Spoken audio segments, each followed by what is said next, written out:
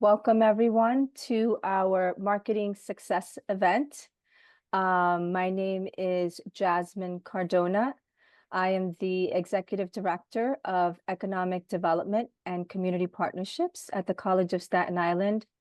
I am also the Interim Director for the CSI Tech Incubator. So if you've joined us for previous events, I just want to first welcome you back. If this is your first time at any of our events, we are so happy to have you with us tonight.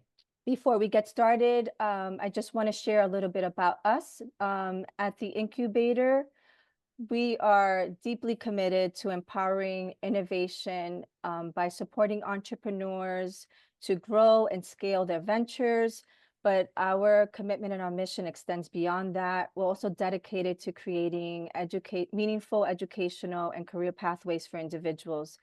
And we do that in a variety of ways. We do that through various programming, workshops, training, mentorship, and a host of accessible resources that we make available to our community. And as part of that commitment, I am happy to share that later this spring, we're going to be launching our Innovation Hub at Lighthouse Point, where we will feature an AR/VR lab. So I highly encourage all of you to visit our website if you haven't done so already, and subscribe so that you can get updates on future events and just stay connected and plugged into all of the exciting things to come. So now, for the reason why we're all gathered here tonight and focusing on our marketing event, it is my pleasure to introduce tonight's speaker, Shanette Gant. Shanette Gant is a marketing manager at the College of Staten Island.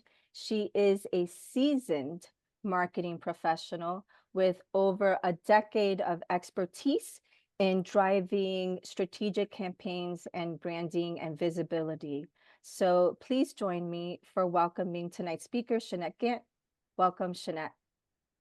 Thank you so much, Jasmine. And hello, everyone. Thank you so much for the warm welcome. And a big shout out to Tech Incubator for having me today. I'm really excited to share some tips and strategies to help you build your brand and connect with your audience in meaningful ways. But first, let me tell you a little bit about myself. My name is Shanette Gant, and as Jasmine said, I'm the marketing manager for the College of Staten Island's Division of Economic Development and Community Partnerships. With over a decade of experience in marketing, I've had the privilege of crafting strategies that not only drive results, but also foster genuine connections between brands and their audiences. Throughout my career, I've specialized in social media strategy, event marketing, and digital campaigns, delivering outcomes like an 8.5 billion press impression milestone and growing social media communities by over 20,000 followers. My passion, though, lies in helping businesses, especially small businesses and entrepreneurs, create meaningful, memorable brands by understanding their audience and meeting their needs through effective marketing. So if you listen and remember anything that I say tonight, it should be this one fact that every business owner should know. Public relations make people aware. Advertising makes people look. Sales makes people buy. Branding makes people feel, but marketing makes people listen. And the word listening is critical. Hearing simply means acknowledging that a sound has occurred, but listening requires open and honest communication, a willingness to understand, comprehension, emotional intelligence, patience, and vulnerability to feedback. Marketing is a two-way conversation between your brand and your target audience. In Marketing 101, you might learn that marketing is saying the right thing to the right people at the right time for the right price. But in practice, marketing is much more nuanced. It's about searching for the right people to listen to, asking the right questions to create a solid foundation for your brand, showing your audience that you were listening through your brand's actions and messaging, and listening again to their feedback and adapting accordingly. So here's where many brands falter. They focus so heavily on their visual branding, the colors, the logos, imaging, and taglines that they forget the most important part, listening to their audience. So in this presentation, we'll cover how to identify the right people to listen to, because not every voice is the right voice, what questions you should be asking to get actionable insights, how to demonstrate you were listening through your brand's behavior and messaging, and how to evaluate and act on feedback to ensure continuous improvement. So why does listening matter? Every business starts with identifying a market gap, a problem that needs solving. But here's the catch. Just because you see a problem doesn't mean that others do. The only way to know if your solution is viable is to listen to your target audience first. Lego, a brand we all know, beloved by children for decades, faced financial struggles in the early 2000s. Instead of doubling down on old strategies, they turned to their audience through surveys, focus groups, and co-creation projects. Lego discovered a growing adult fan base looking for more challenging creative sets. This insight led to the creation of Lego architecture and Lego ideas, revitalizing the brand and expanding its audience. Juicero, on the other hand, was a Silicon Valley startup that promised to revolutionize home juicing. But their $400 smart juicer flopped when customers realized that they could just squeeze the juice packs with their own hand. The company's failure to validate their product idea with consumers resulted in poor market fit and eventual closure in 2017. The lesson here is simple. Your perception of a problem isn't enough. To build a lasting brand, you must solve problems that matter to your audience, not just to you. So let's test your listening skills. In the image, you'll see 5 examples. One is a marketing campaign. One is a sales notice. One is an advertising campaign. One is a branding placement, and one is a public relations opportunity. Now, I'm going to give you a couple minutes just to jot down which number you think is an example of which. And I'll give you 2 or 3 minutes and put your answers in the chat. So one is marketing, one is sales, one is advertising, one is branding, and one is PR. So the first one is a PR opportunity because PR makes people aware. So the purpose is to build credibility, trust, public awareness through earned media, which is publicity gained through efforts like press coverage or word of mouth or organic social sharing. So that would be press releases, media coverage, partnerships, and community involvement. PR tells the world who you are and why you matter, often through storytelling that resonates with a broader audience. Number 2 is an example of branding, because branding makes people feel. It's to establish an emotional connection with your brand through consistent identity and messaging. So that's the logo, the tagline, the imaging, your brand voice, your mission, your values. Branding builds the story behind your product or service, shaping how people perceive you. So in this instance, I use North Face. For branding, you already know when you see the logo what they do, but the fact that she is wearing a coat reinforces that they are all about being warm. She's out in the forest, so it's about those who are out, who are adventurous, who like to be outdoorsy. And then she looks warm, so you already know it's good quality and it keeps you warm. A strong brand ensures that your business resonates emotionally, creating loyalty that outlasts your competitors. Number 3 is an example of advertising. It captures your attention and generates interest with paid promotional content. So that would be social media ads, TV commercials, print ads, Google ads. It's all about creating creative, eye-catching messages that get your audience to notice you. Advertising is like a visual handshake that introduces people to your brand, creating the first impression. So anybody who would be looking at this would go, made for the world to last, but what about the world? And then you're like, well, let me go find out because I don't know what that means. And it's a very vague sort of thing that sticks in the back of your head. So that's pretty much what advertising would do. And number 4 is sales. Because sales makes people buy and it converts interest into transactions. So that's sales calls, in-store promotions, checkout processes, limited time offers. Sales teams connect directly with potential customers, addressing objections and encouraging purchases. While sales are transactional, successful sales strategies rely on relationships and meeting customer needs. And of course, the last one is marketing, because marketing makes people listen. Creating a two-way dialogue that fosters engagement and loyalty. That's email campaigns, social media content, influencer partnerships, and SEO strategies. Marketing ensures your audience hears your message by focusing on timing, relevance, and communication. Great marketing listens to the audience and adapts to their needs, building lasting relationships.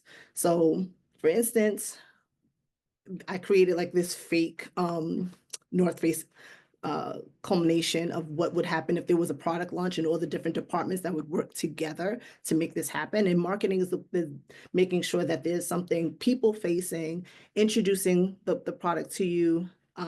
That way they can get all the product information out, but also get any feedback from their prospective audience at the same time to figure out how to manipulate more PR opportunities, where could some advertising go, and then also see what the need for the product is to help guide sales. So now that we've established the importance of listening, the next question is, who should you be listening to? Because not every voice is the best voice. If you listen to the wrong people, you'll waste time, money, and energy. But if you listen to the right people, they'll guide you to success faster than any marketing trend ever could. The people you listen to must align with your brand's mission and the problem you aim to solve, because marketing isn't about convincing people to want something they don't need. It's about finding the right people who already need what you have to offer and learning how to serve them better. Every brand exists to solve a problem, but here's the catch. Not everyone sees the same problem the way that you do. Before jumping into solutions, ask yourself, what problem does my brand solve? Who experiences this problem most often? And are there specific groups of people that face this challenge in unique ways? You have to create a buyer persona. It's like drawing a map to your ideal audience. A persona includes details about your audience, like their demographics, how old they are, what their gender identity is, their location, what's their annual income. It might be psychographics like values, their interests, their lifestyle, the things that mean the most to them. Or their behaviors, how they shop, what they need, where they hang out online, what do they do on the weekends? Like all of those things are part of your buyer persona, and that's the person that you should be talking to. So meet Alex. Alex is a 32-year-old entrepreneur living in Brooklyn who runs a small coffee shop. He's looking for ways to attract more local customers while managing a tight marketing budget. Alex loves community events, Instagram reels, and all things eco-friendly. He needs guidance on affordable marketing strategies to connect with his neighbors. When you could create a buyer persona as detailed as Alex and know them this well, it's easier to design a message that makes them listen. You don't need a crystal ball to identify your audience. You just need the right tools. Surveys and focus groups ask real people about their needs and opinions. Social listening, so you're monitoring platforms like Instagram, Facebook, and TikTok to see what their target audience is talking about. Or you do a competitor analysis. Look at who your competitors are and who they're serving, and then where they might be missing the mark. There are social media tools like Hootsuite and Sprout Social that can help you identify trends and monitor audience behavior. Watch out for the red flags, because again, not every voice deserves your attention. So here's how to spot when you're listening to the wrong people. Their feedback is vague or inconsistent. They don't align with your brand's values or offerings, or their needs are so broad that they don't lead to actionable insights. So quick example, your brand sells high-end skincare products, but listening to an audience that's focused solely on budget beauty hacks won't help you grow. It's okay to let go of your audience that doesn't align with your mission. So let's take a look at two stories that teach us about identifying the right audience. Nike's Dream Crazier campaign targeted women athletes with a powerful message about breaking barriers. By honing in on this specific audience, Nike not only increased sales, but also strengthened brand loyalty among women who felt seen and supported. On the other hand, remember the Kendall Jenner ad? Eek. Pepsi tried to speak to a socially conscious audience, but failed to understand their needs and values. The ad implied that hurt, trauma, and social unrest could be fixed by sharing a can of soda. The result, public backlash and a lesson in the importance of authentic listening.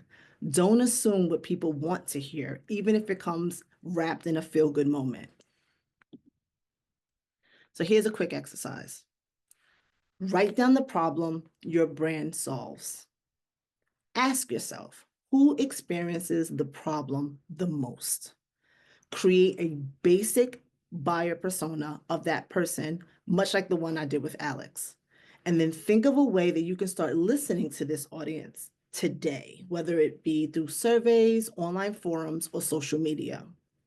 So when you get a chance, jot it down. It won't be an exercise you have to execute today, but this is something that you should be listening to and doing often throughout your business and branding.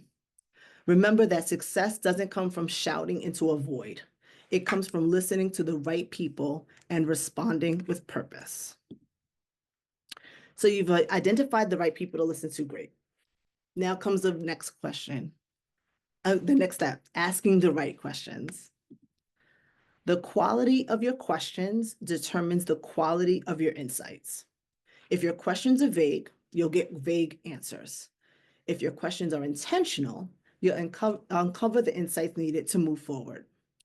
Marketing is like being a detective. You're gathering clues, piecing together evidence, and solving the mystery of what your audience really wants. When you're having a conversation with your audience, avoid questions that can be answered with just a yes or no. Yes and no has a period at the ends, and once you hit a period, you're done. Open-ended questions encourage deeper responses and reveal insights you may not have anticipated. So, for example, don't ask, do you like this product? You might ask, what do you like or dislike about this product? Or how does this product solve or fail to solve your problem? Your audience's challenges and aspirations are the key to understanding their needs. The questions you ask should uncover these pain points and desires. What's the biggest challenge you face when insert this problem? You know, if you could wave a magic wand and fix one thing about buying a t-shirt, what would it be? What does success look like for you in finding the right home? This approach helps you identify not just what your audience wants, but why they want it. Understanding what your audience is already doing to solve their problem gives you a competitive edge. Questions like this can help. What have you tried before to solve this issue? Or what worked and what didn't work?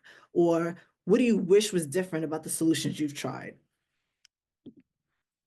So for example, and this is an exercise that everybody can join in, imagine you're launching a meal prep service. You might learn that your audience has tried cooking at home, but struggle with time or just motivation. This insight can guide you on how to position your service as the solution. Does anybody have a suggestion on how this one insight could assist in creating an option that's applicable for the company? Your audience is telling you that they are struggling with time, they have no motivation, and you're a meal prep service. I would try to keep my meals underneath 30 minutes if to meet the time constraint. That's a really good one. Anyone else? Tell people how much time they'll be getting back every week? That is a great selling point. And yes, and quite helpful. because what we don't have, a lot of time. Anyone else? Pre-portioned ingredients in the chat? Yes, that's actually good too. That way it makes it faster and then they feel a little bit more motivated in order to prep it at home. Yeah, to cook it at home. That's good too. Anyone else? I'll take one more. Create meals that are packaged and everything in them and show how to prepare it with the time that it takes and saves. That's good too. Nice, easy instructions. Perfect. You guys are listening. I'm so happy. Okay, moving on to step 4. To make your brand resonate, you need to understand how audience lives, how they shop, how they make decisions. So you need to ask, like, where do you typically search for loaves of bread? What factors influence your decision to buy the loaf of bread? What's the last loaf of bread you purchased and why? These questions help you tailor your market strategy to fit seamlessly into their lives. When Netflix began asking customers what they wanted to see in terms of content, they discovered the growing appeal of niche genres. By acting on these insights, Netflix introduced more original content and personalized recommendations, solidifying their dominance in the streaming space. Kodak missed the digital revolution because they didn't ask their customers the right questions about how they wanted to capture and share memories. Instead, they relied on outdated assumptions, which ultimately led to their decline. Because who uses Kodak? Raise your hand. No one. But asking questions is only half of the equation. You also need the answers to guide your decisions. So when you receive feedback, ask yourself, how does this align with my brand's mission? What changes can I make to better meet my audience's needs? And how can I show my audience that their input matters? For instance, if customers tell you they value speed over variety, prioritize streamlining your processes rather than adding new features.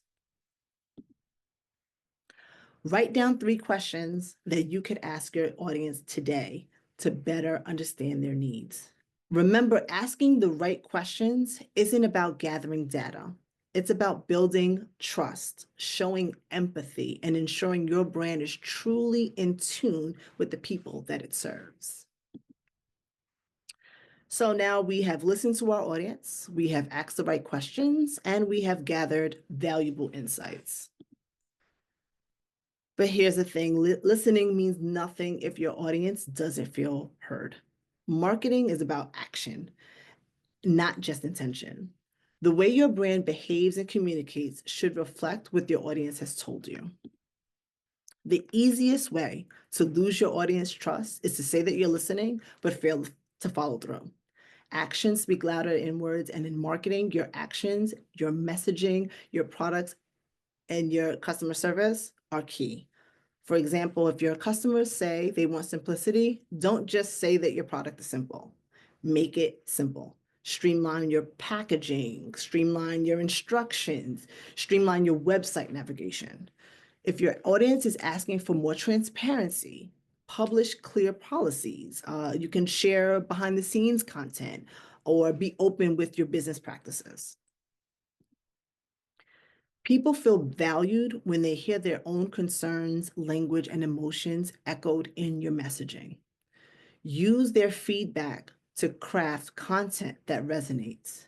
If they describe a problem as frustrating, use that word in your campaigns. I know it's frustrating to have to wait for this bus, so we are ramping up our times every 20 minutes. If they say they're looking for a quick and affordable solution, emphasize how your brand delivers. As usual, 30 minutes quick, we're at your doorstep. Think of this as holding up a mirror to your audience. It's about truly showing them you understand. Listening isn't just about words, it's about action. If your audience provides feedback about your product or service, make adjustments that directly address their concerns. Nike created the Fly East shoe line after listening to feedback from athletes with disabilities who struggle with traditional shoe designs. By designing easy to wear, accessible shoes, Nike demonstrated that they valued and acted on their customers' needs. Starbucks regularly adds seasonal drinks and new options based on customers' suggestions. Their secret menu items, like the pink drink, gained mainstream appeal because they listened to their fans and responded with a product that matched their preferences. But the conversation doesn't stop after you take action. Let your audience know that you're listening by launching follow-up surveys to see if the changes you made were effective, engaging with comments on social media to hear real-time opinions, hosting Q&A sessions or focus groups to show you value ongoing dialogue. This shows you're not just making one-time adjustments, you've committed to continuous improvement. The best brands don't just listen. They make listening a core part of their identity. This means your customer service team, they're empowered to solve problems and escalate recurring feedback. Your marketing campaigns highlight customer stories or real-world examples to showcase you've been paying attention. And your leadership prioritize customer insights when planning strategies. How you communicate actions is just as important as the actions themselves. So here's some ways to craft messaging that proves that you've been paying attention. One example, you told us that faster delivery was important to you. We listened, and now we're offering same-day shipping on all orders. Or this new feature was inspired by your feedback. Thank you for helping us grow. Or we're updating our pricing to better reflect the value you've asked for. Here's what's changing and why. When Lego launched its crowdsourced line Lego Ideas, it didn't just create new products. It gave fans credit for their ideas. Every box included the name of the designer, making it clear that the audience's creativity was at the heart of the brand's evolution. Your audience needs to see that their voice has power. Whether it's through the products you create, the services you offer, or the way you communicate, your brand's behavior should be a consistent reflection of their needs, desires, and feedback. So take a moment to brainstorm. What's one piece of feedback you've received from your audience lately? And how have you, or how could you, turn that feedback into action? What message would you use to communicate that change to your audience? Remember, demonstrating that you listened isn't just about pleasing your audience. It's about building trust, loyalty, and lasting relationships. So if you ask the right questions and shown your audience you've been listening, what's the next step? Turning feedback into a powerful tool for ongoing growth. Feedback isn't a one and done process. It's a cycle, a consistent, evolving dialogue between your brand and your audience. Your ability to evaluate and act on that feedback will determine whether your brand thrives or falls behind. Not all feedback is created equal. Before acting on it, you need to make sense of it. Group similar responses together. Look for patterns or recurring themes. Are multiple people mentioning the same issue or request? Separate actionable insights from general comments. So you would separate something like, I love this product, it's great, versus I wish it came in smaller sizes, because that one gives you something specific to work with. And you can use tools like spreadsheets or CRM software or survey platforms to track and organize feedback effectively. But you can't act on every piece of feedback at once, and that's okay. So here's a way that I prioritize. I judge it based on impact. Will addressing this feedback significantly improve the customer experience, or business outcomes? Feasibility. Do you have the resources, the time, the budget, the workforce, the manpower to implement this change? And then the alignment. Does the feedback align with your brand's mission, vision, and long-term goals? So here is a visual representation of how I sort of map out everything. If it has a high impact, which means the customers will benefit from it, and I have the time, the resources, and the funds in order to make it happen, it's priority number one. Because it's gonna make the most impact for the customer, therefore it's going to make more money for the business. If it has high impact but low feasibility, we're going to plan for the future, meaning the customers will enjoy it and they'll love the plan. However, I might not have the time, I might not have the funds, and I might not have the manpower today to make it happen. But it's something that I can plan for, because when it happens, my customers will remain happy. If it's low impact or and high feasibility, it's a quick win. So the customers feel it just a little bit, and I'm able to make it happen quickly because I have the resources and manpower to make it happen. So the customers read it as, hey, there is some change, and eventually the change will get better. But if it is low impact and low feasibility, it is a waste of everyone's time, everyone's energy, and everyone's effort. Your customers won't be able to see that there is a change, and you don't have enough resources in order to make it happen. The juice is not worth the squeeze. Feedback is the foundation, but experimentation is where the magic happens. Use feedback to guide small-scale tests before committing to big changes.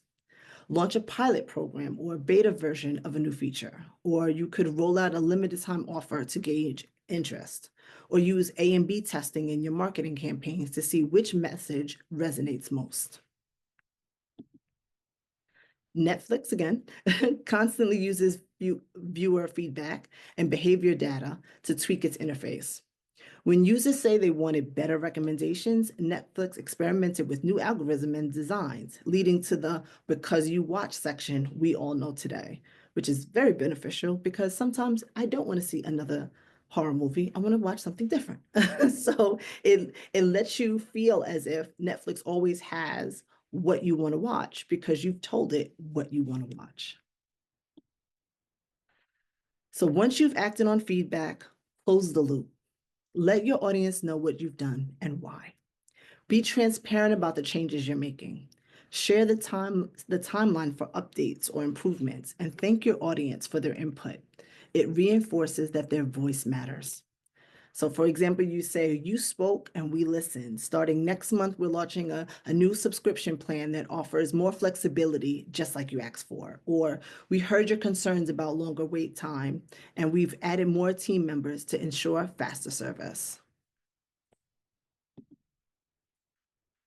Acting on feedback isn't the finish line. It's part of the cycle. After implementing changes, keep an eye on their effectiveness. So you have to track key performance indicators to measure impact. Continue gathering feedback to see if the changes are resonating, and be prepared to adjust if something doesn't work as planned. As a marketing manager, and Jasmine will, Jasmine can attest that when it comes to pivoting, I don't have the greatest time. It's really hard because I can see what it is in the moment. But I always have to remind myself that the changes that need to be done are outside of what I see and are based on what someone else needs. So I have to make it happen. Pivoting is very, very crucial in marketing. When McDonald's introduced all-day breakfast based on customer demand, they monitored sales data and customer satisfaction. When some locations struggled with operation efficiency, McDonald's adjusted their processes to balance demands with delivery.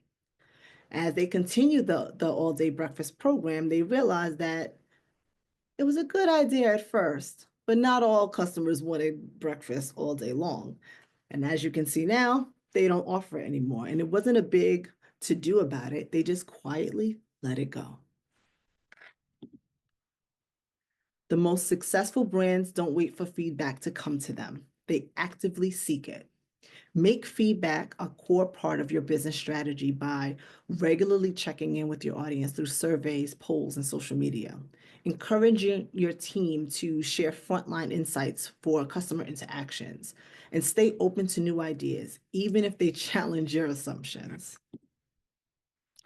Airbnb thrives on feedback. Hosts and guests rate each other, and Airbnb actively uses this data to improve its platform. Feedback has driven changes like enhanced safety measures, updated cancellation policies, and better communication tools, all of which have strengthened trust and satisfaction among users. So take a moment to reflect. What's one piece of actionable feedback you've acted on or plan to act on? How did or how will you evaluate its success? And what tools or strategies will you use to gather ongoing feedback? Feedback is more than just a to-do list. It's a relationship building tool. By consistently evaluating, acting on, and communicating about feedback, you're showing your audience that their voice truly does shape your brand. And when your audience feels heard, they'll stick around for the long haul. So thank you all for engaging with my presentation tonight. So I'm just going to really quickly revisit the key takeaways. Identify the right people to listen to. Focus on your target audience and key stakeholders. Avoid the noise by filtering out irrelevant or overly negative voices. You have to ask the right questions. Use open-ended, specific, and forward-focused questions, and gather insights that guide actionable decisions for your brand. To show that you've been listening by aligning your messaging, behavior, and brand actions with audience input. Use storytelling and transparent communication to demonstrate responsiveness, and evaluate and act on feedback. Organize and prioritize and test feedback-based initiatives. Build a feedback loop by communicating changes and monitoring results. Marketing isn't about selling a product or service. It's about creating meaningful connections through active listening. When you truly listen to your audience, you position your brand as a trusted partner, not just a vendor. This approach drives loyalty, enhances reputation, and creates a foundation for long-term success. Now, this is my chance to finally stop talking and start listening to you. Do you have any questions about any of the steps that we covered? Maybe you're curious about specific tools, strategies, or applications. Feel free to raise your hand so that we can unmute you, or ask questions in the chat. If you're in the process of rebranding, but your public relations was off to a bad start, what's the first step into turning that process around to make it better? Okay, you're in the process of rebranding, and public relations is So like your brand has like a bad reputation and you're Mhm. trying to fix it. Mhm. How do you start over if it's something in the like legal service sector? Okay, so the first thing is survey your audience. You need to listen to who your audience is and why you have the bad reputation. What are their complaints about? And then you need to write that down on whether or not it matches where you are in your mission and vision, and how can you correct that? Thank you.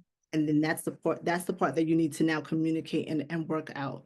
And then once you do that, the same people who gave you the bad reputation, now you need to go ask them, hey, we listened to what you were saying, and we changed and made these changes, and how do you feel about this? Have you now used us since we've implemented these changes? And then come back again and say, now that you've used us and you've seen the change, what do you think now? Thank you so much. My pleasure. In the chat, we have, what's the first step in getting an audience to market to? I'm starting out a new coaching business and I need to attract people to my business first. How do you get the word out to people? So the first thing you need to do is figure out who your buyer persona is. So you said you have a coaching business. So now in that coaching business, the first thing, figure out what it is that you're trying, what problem are you aiming to solve? Who is most affected by the problem that you're aiming to solve, and then create a buyer persona of who that person is. So, and I'm just going to make up a fictitious, because I don't know the details of your business, but say you are coaching marketers, those people who are trying to open marketing. So now you're going to find out, you're going to ask, okay, what problem do they have? Maybe they have an issue behind figuring out digital ads. Well, the people who need to do that are the people who are focused on digital marketing or people who are in social media marketing. So that is your persona. But who are those people? They might be say 25 to 37. They might be, live in big city. They might have, work remotely and starting their own business. They might not have to commute much because they have their own business. So they're more into comforts at home. So that means that they might eat eat in less, or they might cook for themselves more because they're not, having to commute. They spend their money more on tech than they would maybe clothing because they work remotely. And you're going to build out this persona of who this target audience is, and then figure out what is the best thing going into, what are they looking for online, that demographic. What are they going out online? Where would they be shopping? What are the aspects of the day? What are their lifestyle habits? And then create a message about your coaching business that targets them. Hey, I know it may be a lot for you to buy that new computer, but I can give you tips and tricks on how to negotiate your digital ads and get them at a lower price to help your pocket. So now they go, oh, wait, and they might come running. So that's the best way for you to do it. Thank you so much. We have, after starting a marketing campaign, what are some things that help you identify your campaign is successful? So in creating a campaign before you start it, you need to decide what your goals are. So, perfect example, maybe you are doing, you have a new website that launched and you're trying to get people to come to your website. So you may track QR scans. You've been putting out, advertising and sales and social media things, and maybe you're tracking QR scans. You might be monitoring web traffic and which pages people are visiting when they come to your site. You might be tracking on social media, perhaps likes, or impressions. How many people did this particular campaign reach? Or how many people responded to it and likes and comments. You might be focused on vanity metrics. It's a lot of ways that you sort of can assess whether or not a marketing campaign is successful, but you have to detail what your goals are at the beginning and then focus on ways to find it then. All right, I have a question. Well, first I want to say this. Thank you very much for this presentation, Shanette. It's been very wonderful. My question is more so around rebranding. My company's been around for a couple of years and I've rebranded twice already. The first time I rebranded was pretty much because of change in market and a change of clientele. And the second time I rebranded was more so of customer preferences, to speak better to my clientele. Could I be rebranding too much? And I think to lose trust, is it a certain amount of time? Should I wait till I rebrand, or are there certain triggers that I should rebrand for and certain triggers I shouldn't? So one with rebranding, what it sounds like is that you are letting your customer tell you what your mission and values are. Mm. So it sounds like you're chasing the profit of what's available right now versus chasing your target audience. So one, you need to go back to we're talking about branding, you're going back to the drawing board of one, what is your mission and what is your vision for your company in 1 year, 5 years, 10 years? And then you can't deviate from that, because if that is who you are and what your business does, that's always what it does. So you can't just constantly rebrand. So that's the first thing. And then two, going back to what I said earlier about the buyer persona, you need to set, this is the type of customer that would appreciate what my brand does. This is the customer that I am speaking to. And then gauge if every customer fits that need. It goes back to not every voice is the right voice for you to listen to. If every customer, regardless of whether or not they fit your brand mission or your brand values, have the ability to sway where your company goes, then you're not solidified. And that's why it's going to be a constant rebranding. You kind of have to grow concrete on where you are and what you're doing. And then that's the messaging that you put out, because then you'll attract the people who are looking for what you offer. Thank you. My pleasure. Where can we get more? So this presentation will actually be going up on YouTube, and everybody will get a link to the video, as well as I created a interactive guide with all the numerous questions that I've asked for each entrepreneur, each small business owner to ask themselves to help them in building new marketing campaigns. All of that will be included in the guide as well. And of course, if there are follow-ups to this event and other events that you're interested in, please reach out to us in terms of being a good listener in terms of Shanette's presentation.